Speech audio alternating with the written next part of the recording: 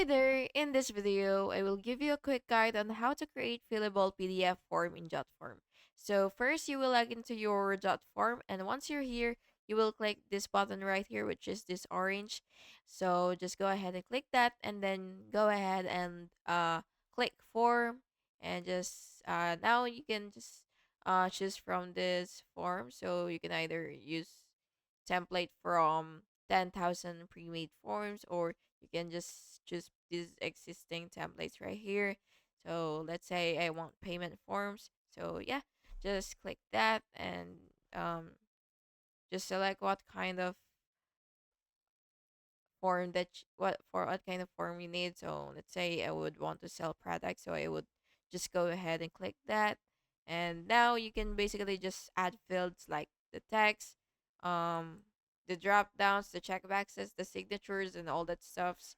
And you can customize fonts, colors, and layout as well using the PDF editor toolbar.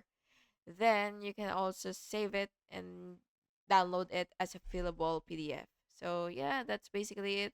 Thank you so much for watching this video, and I really hope it was helpful for you. And if it was, please make sure to like and subscribe for more videos like this. Thank you and have a good day.